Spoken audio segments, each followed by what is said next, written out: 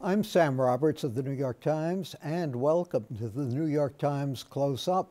New York City Mayor Bill de Blasio acting more and more like a presidential candidate these days.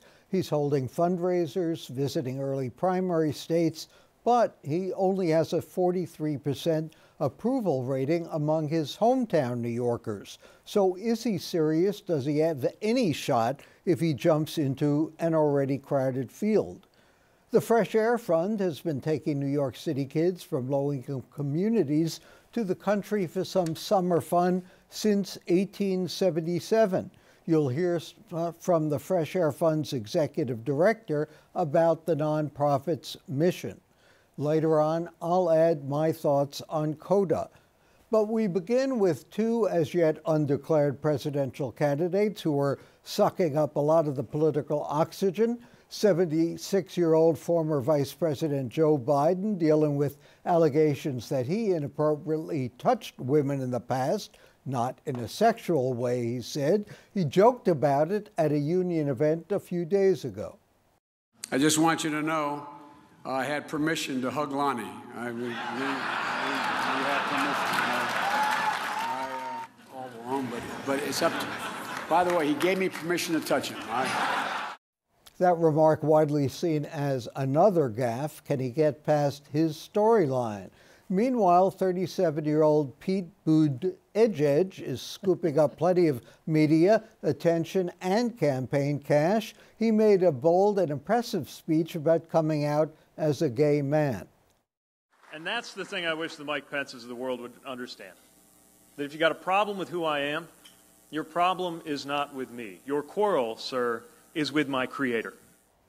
Can Mayor Pete be a major player in the primaries? Should he declare his candidacy?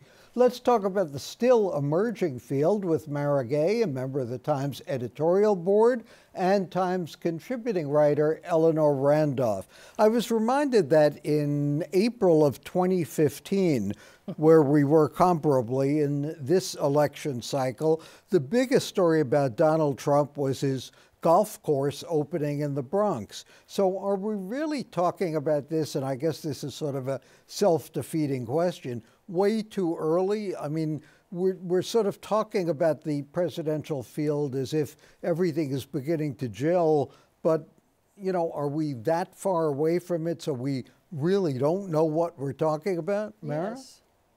Or you're both passing the buck here. Okay, somebody speak. Yes. No, you know, Peter Hart, who was a great pollster, used to talk about how he would make a whole lot of money by betting against the field. And, you know, he would talk to somebody, I'll bet $100 that it won't be whoever you think it's going to be. And you know, as he said, he made money every election season by doing that. I don't think we have any idea who's going to come out of the pack, and that's why de Blasio has suddenly decided he's going to go out. I think it was the New York Post had him out at Area 51 and declared him, you know, pro-alien at being out there. But it's really too early to tell who's going to really come out of this pack. And what do you think, Mara? No, I agree completely. I also think it isn't too early to get some sense for what voters are interested in. And I think right now we're seeing people are talking about what you call kitchen sink issues like health care, but they're also talking about providing a check on the president in terms of the Democratic field. And I think income inequality is going to be something else that you're going to hear candidates who are successful talking about, whether it's directly like Elizabeth Warren, who has a clear populist appeal, or somewhat more indirectly like Beto O'Rourke. I think those are candidates that are going to be more successful. That's just my humble prediction. Of course, averages are you know, sort of misleading, but we just see the latest figures on unemployment applications, and they are lower than they've been in decades. So does this work, assuming it keeps up for the president? How are the Democrats going to use the economy as an issue? It's going to be hard. But, you know, one of the things that I'm just listening to Mara and thinking about it, we talk about how the Democratic Party is divided now between the sort of left Bernie Sanders side of the party and sort of a lot of the rest of the party, not only Biden, but Buttigieg and even Beto. And there was a big piece in the Times this week about how the Democratic Party, the difference between the Democratic Party that you see on Twitter and Facebook and the Democratic Party as a whole. And the Democratic Party on Facebook and Twitter is much more liberal. And so that's the vocal part of the party. And then the party itself is much more conservative and centrist than that.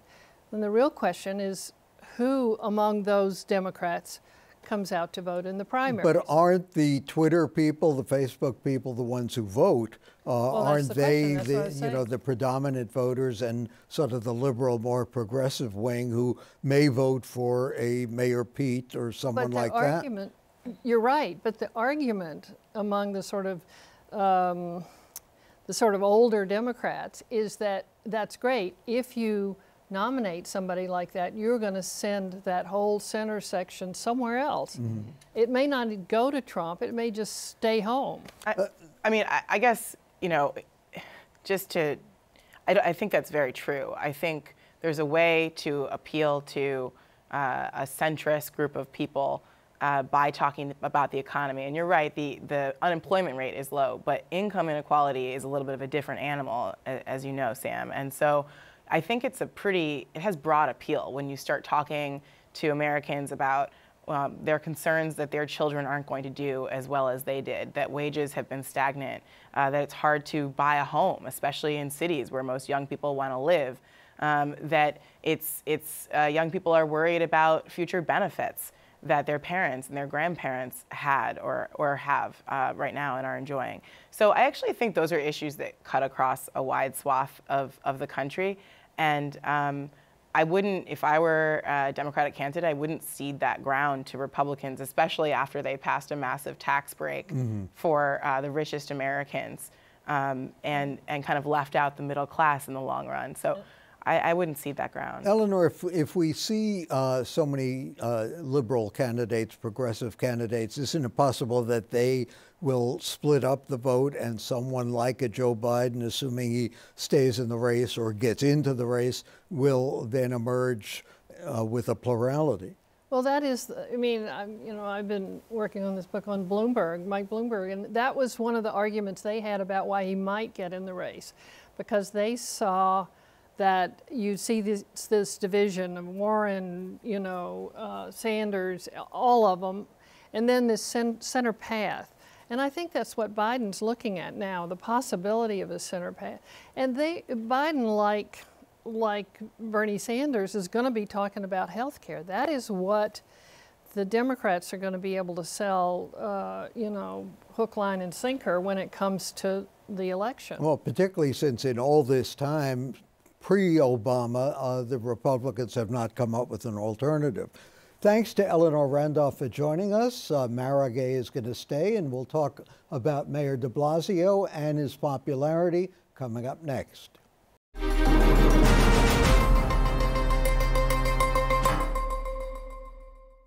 Bill de Blasio, holding big dollar fundraisers, has hired a small dollar fundraising consultant. He's also visited 3 early primary states, Iowa, New Hampshire, and South Carolina.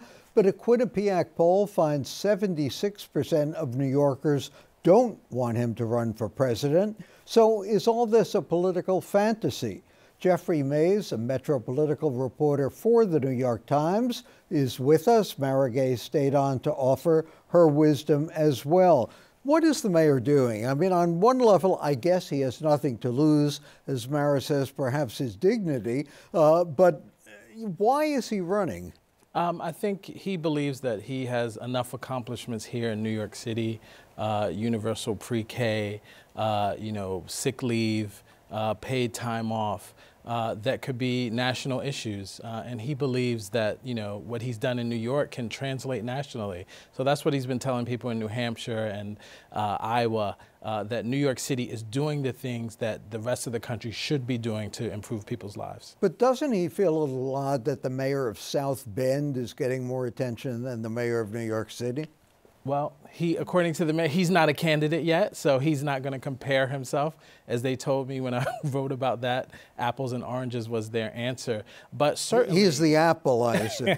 I mean, certainly you would think that the mayor of the largest city in the country, 8.6 million people, versus a mayor with 100,000 people in his city, would be getting more attention. The problem is the mayor hasn't been able to capture people's imaginations the way Pete Buttigieg has. And, you know, he's young, he's gay, married, now he's talking about his religion. So he is bringing up a whole host of issues that, you know, might be beyond the mayor at this point. Well, it seems that one of the ways we measure how strong a candidate is, at least at this phase in the election, is how much money he or she is raising, whether that's a fair measure or not. Where does deBlasio stand in that, and how is he doing in fundraising?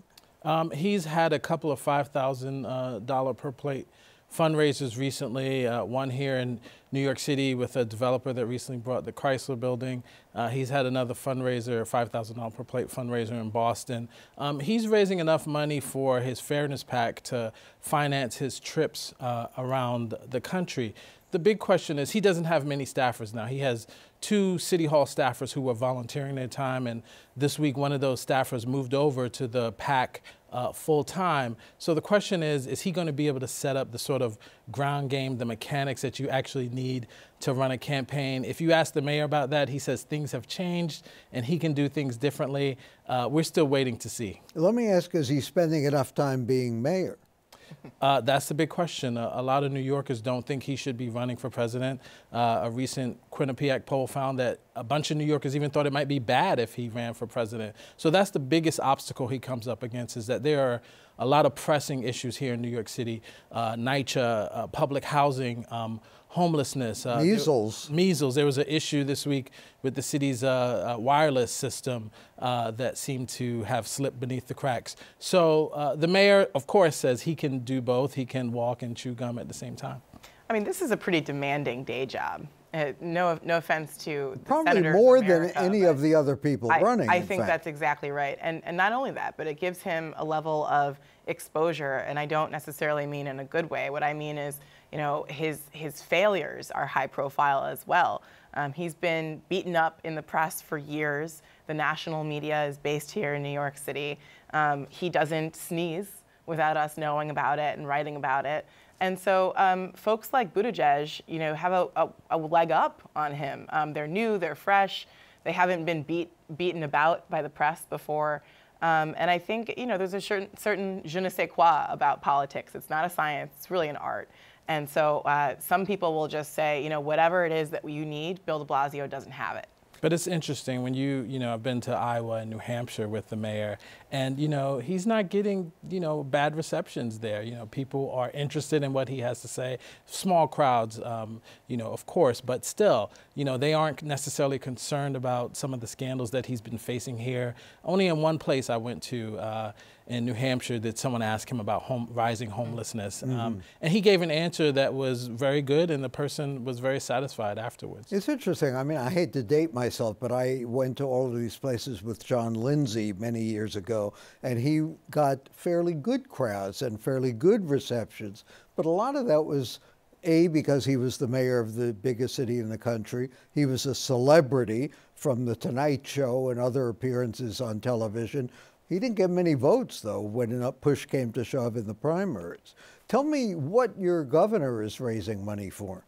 You'd have to ask him, Sam. But no, I mean, I think that you hit the nail on the head, which is it's not really clear what the lane is for a President de Blasio.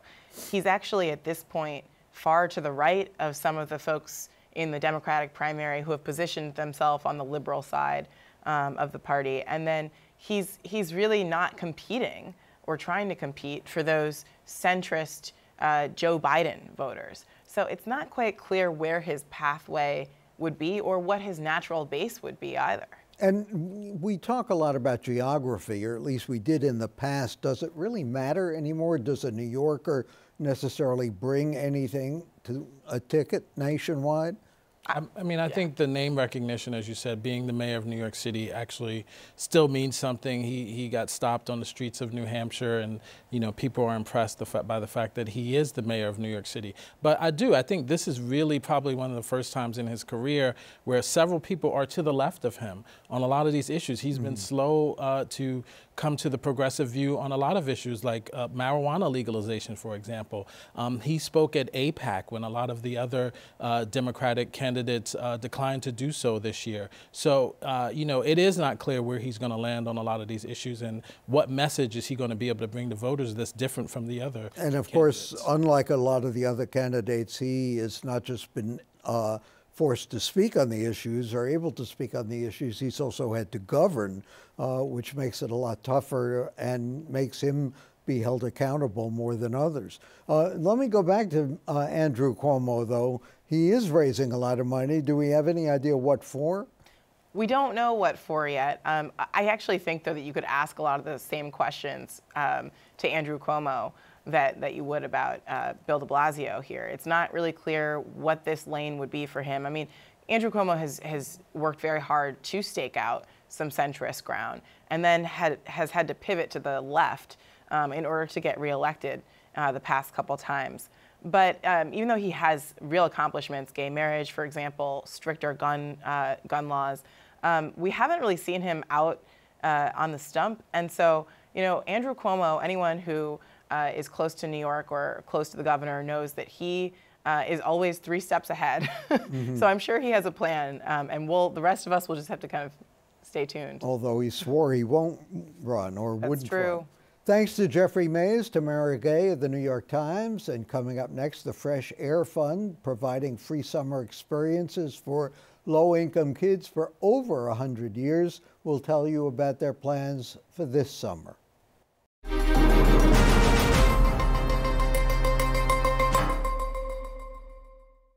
More than 1.8 million New York City kids from low-income communities have benefited from the Fresh Air Fund's program since 1877. The New York Times has supported their efforts for over 50 years. So as the city changes, how has the Fresh Air Fund adjusted its programs but stuck to its core mission? Fatima Shamma is the fund's executive director. She joins us. You were just telling me how the Times got involved with the Fresh Air Fund. It used to be run by the Herald Tribune. How did we get involved? So the Herald Tribune was closing its doors, and Arthur Sulzberger Sr., known to us as Punch Sulzberger, called the Fresh Air Fund and offered that rather than the Fresh Air Fund going away because of the Tribune's closing its doors, that the New York Times would step in and help support the Fresh Air Fund. And Punch Sulzberger became our chairman and led the organization, and a partnership between the Fresh Air Fund and the New York Times started over 50 years ago and continues. And of course, people can contribute to keep it going because it does cost to send these kids away to summer camp and for the programs that are ongoing. But let me ask, you know, when kids have to put up with so much today, they always did, you could argue, in poor neighborhoods, but how much impact does going away to the country, to the fresh air, really have for 1 or 2 or 3 weeks a year? So I'll start with this organization's mission was born in 1877 in response to a public health crisis. And so as tuberculosis was affecting the communities on the Lower East Side, the idea of connecting kids to fresh air to cleanse their lungs was born. The issue today is not tuberculosis, but kids are exposed to gun violence and gang violence and unsafe places to play and diabetes and rising rates of asthma. And so this is still a public health opportunity. The ability to allow a child to be a child and to be free and to experience an environment that is completely focused on their safety and their well-being in the summer during the out-of-school time is critically important. And so whether it's 1 week or 2, enough literature exists out there that suggests that the toxic stress, the trauma that a young person should be out of could really be extraordinarily powerful to their child development. And most people don't realize the Fresh Air Fund is not just a summer program. So our relationships with kids start in the summer, but then they blossom year-round. And so children can start with us either in our summer camping program or with a visiting host family model, which is actually the program that's 143 years old. And then we continue our relationships with children throughout the year, mostly starting in the middle school years. And so once you're a middle schooler, we offer, through our career awareness model program, tutoring, job shadowings, career fairs, and that blossoms into, hopefully, if children are interested, our College Connections program. And so we can connect you to considering what college options are, and then, of course, pursuing them. Have the changing demographics made any difference in the kids coming into the program or the host families who are helping the kids? Yeah. So the Fresh Air Fund has reflected, the communities we serve completely reflect the communities that are forever making New York City their home. And so the immigrant landscape of who we served in 1877 were families that spoke Hungarian or families that spoke Yiddish or German. And today, the families we serve overwhelmingly are New Yorkers, the breadth of New Yorkers, whether they're from the African American community or from the Latino community. But we see, similar to the demographics of our growing immigrant communities, large communities from the Mexican who come to New York from Mexico, a large population of our Chinese new immigrants, a Dominican community. So we're seeing really the parallels in the changing face of New York find their way into our services as well. And are the host families as diverse also? That's a great question. I would say that the diversity of our host families has completely, is evolving as well. It's everything from more multi-ethnic families to same-sex families to families who are empty nesters who want to participate in hosting. So it's the evolution. You can learn more about the Fresh Air Fund at that website. And of course, there's going to be a special supplement in the New York Times on April 26th. Thanks to Fatima Shama, and I'll add some of my thoughts about immigration, a subject very closely related, on CODA coming up next.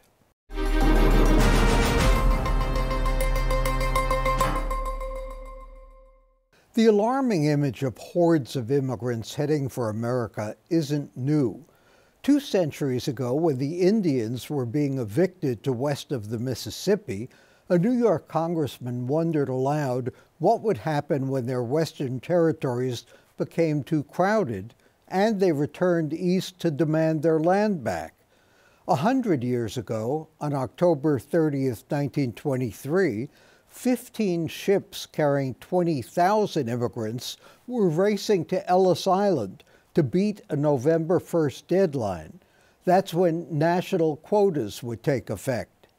Or in 1939, when the liner St. Louis, crammed with 1,000 passengers fleeing Nazi Germany, was refused permission to dock. Those images can be scary. The demand for an orderly process is genuine. To claim, though, as President Trump has been doing consistently, that our country is full isn't even close to true. People are entitled to their own perspective, but this isn't a question of half empty or half full. Measured by density, we don't even come close. Even the Indians were ambivalent about the first immigrants from Europe hundreds of years ago. Most Americans have been conflicted about newcomers ever since. They were needed for the jobs that native-born workers rejected, to fulfill our manifest destiny, to infuse the population with taxpayers who would support the elderly. But today the nation's population is growing more slowly than at any time since 1937. We've got 1/3 the population density of Europe and 1/4 of China's. More people live in New York City than in the entire states of Idaho, Montana, New Mexico, North Dakota, South Dakota, Vermont, Wyoming, and the District of Columbia combined. The population density of Manhattan is about 72,000 people per square mile. At that rate, every American now living in all the 50 states, Puerto Rico, and the rest of the U.S. territories could comfortably fit in the state of Connecticut, leaving the other 49 empty for new immigrants. We may be fed up, but our country isn't full. We forget, though, that when the Statue of Liberty was dedicated in 1886, the only immigrants mentioned were, quote, the illustrious descendants of the French nobility who fought for American independence. It was only later that we formally welcomed the tired, the poor, and even the wretched refuse whose descendants fear the huddled masses who seek to come to America today. For the New York Times and CUNY TV, I'm Sam Roberts.